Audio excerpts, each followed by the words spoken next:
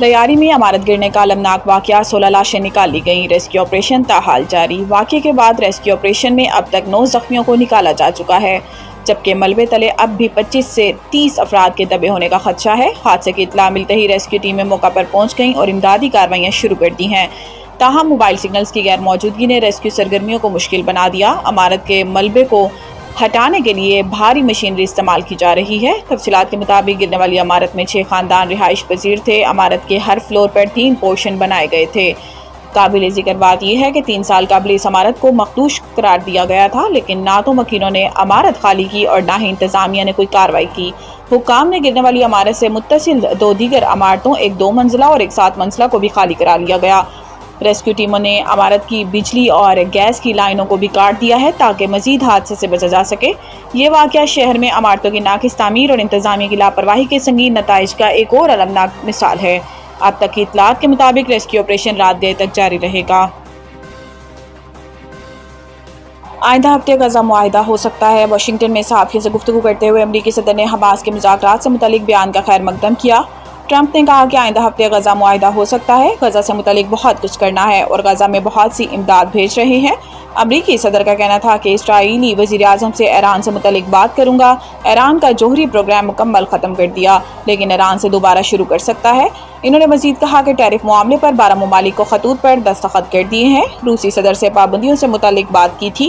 روسی صدر پیوٹن پابندیوں سے پریشان ہیں۔ ٹرمپ کا کہنا تھا کہ میں چین کا دورہ کر سکتا ہوں یا چینی صدر امریکہ کا دورہ کر سکتے ہیں۔ ٹک ٹاک ڈیل کے بہت قریب ہیں۔ دوسری جانب حماس نے کہا کہ غزہ جنگ بندی کے لیے فوری طور پر مذاکرات شروع کرنے کے لیے تیار ہیں۔ حماس نے قطر اور امریکہ کی طرف سے غزہ میں جنگ بندی اور قیدیوں کے تبادلے کے نئے مجوزہ معاہدے پر ثالثوں کو مثبت جواب دیا ہے۔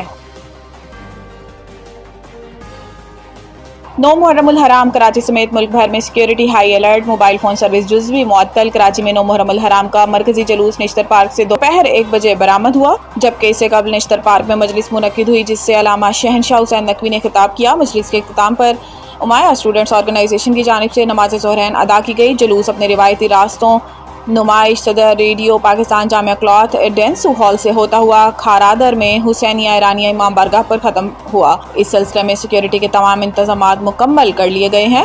ادھر پنجاب کے دارالحکومت لاہور میں پانڈو اسٹریٹ سے 9 محرم الحرام کا مرکزی جلوس صبح 10 بجے برآمد ہوا، جہاں سیکیورٹی کے لیے 1,47,000 سے زائد افسران و اہلکار تعینات کیے گئے۔ ترجمان پنجاب پولیس کے مطابق صوبے بھر میں آج 1689 عزاداری جلوس اور 3895 مجالس منعقد ہو رہی ہیں، جن کی حفاظت پر 1 لاکھ سے زائد پولیس اہلکار تعینات ہیں۔ لاہور میں 79 جلوس اور 378 مجالس کی حفاظت پر 10,000 سے زائد اہلکار مامور ہیں۔ قوم کے عظیم سپوت کیپٹن کرنل شیر خان شہید کی برسی آج منائی جا رہی ہے۔ قوم کے عظیم سپوت نشان حیدر حاصل کرنے والے کرنل شیر خان شہید کی برسی آج عقیدت و احترام کے ساتھ منائی جا رہی ہے۔ وطن پر قربان ہونے والے اس بہادر سپاہی نے کارگل کے محاذ پر دشمن کو دندان شکن جواب دیا تھا۔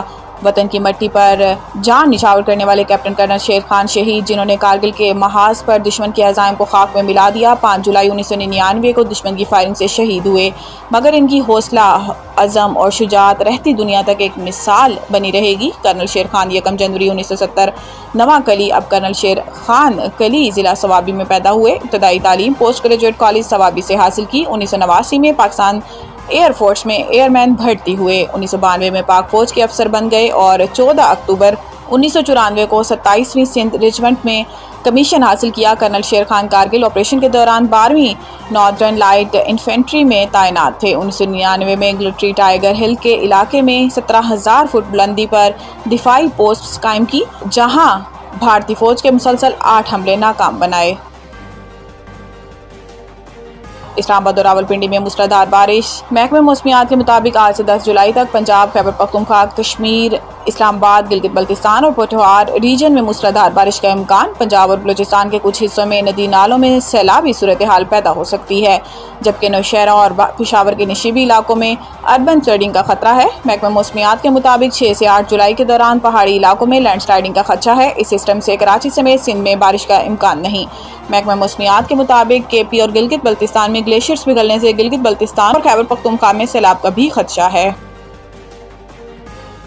एशियन जूनियर स्क्वाश चैंपियनशिप में पाकिस्तान ने भारत को शिकस्त दे दी। कोरिया में जारी स्क्वाश चैंपियनशिप में कौमी अंडर 13 और अंडर 15 खिलाड़ियों ने फाइनल्स में कामयाबी पाई और मजमूई तौर पर 7 मेडल्स जीत दिए। बॉयज़ अंडर 13 के फाइनल में पाकिस्तान के सुहेल अदनान ने भारत के अयान धनुका को हराया। सुहेल अदनान की जीत का स्कोर 11-5, 11-2, 11-13 और 11-6 रहा। अंडर 15 के मुकाबले में पाकिस्तान के नौमान खान छा गए। नौमान ने फाइनल में हमवतन अहमद रायान खलील के खिलाफ 12-10, 11-6 और 11-2 से कामयाबी पाई। गर्ल्स अंडर 13 के फाइनल में महानूर अली को चीन की यन जीवान ने 5 गेम्स में 9-11, 11-6, 11-9, 9-11 और 12-10 से शिकस्त दी। पाकिस्तान खिलाड़ियों ने मेन इवेंट में 2 गोल्ड, 2 सिल्वर और 1 ब्रॉन्ज मेडल जीता, जबकि फ्लैट डिवीजन में भी 2 टाइटल्स अपने नाम किए।